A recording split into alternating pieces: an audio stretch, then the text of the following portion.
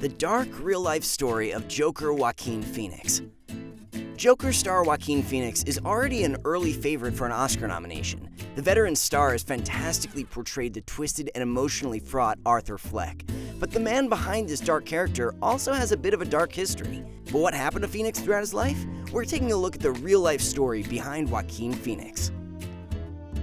Joaquin was born in San Juan in Puerto Rico.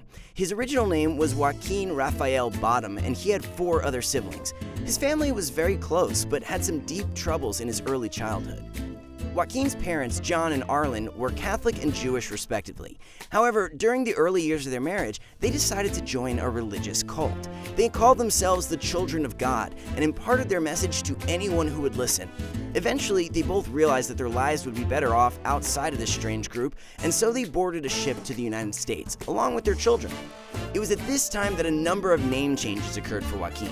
His parents felt that Bottom was no longer suitable as the family name. Leaving their history behind them, they chose the name Phoenix. It was meant to represent a new start, with the mythical creature rising from the ashes, much like this family. Joaquin himself struggled in the States originally. He felt that his name was too complicated for people to understand. Almost no one could pronounce it properly, and he even found himself struggling with it at times.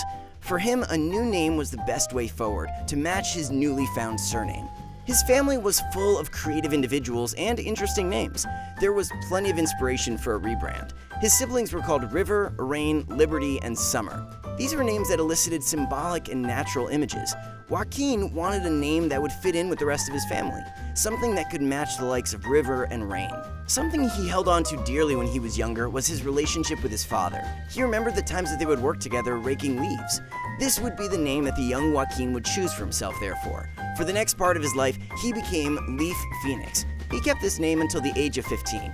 Moving to America wasn't the easiest of choices, and the new Phoenix family didn't get off to the best start.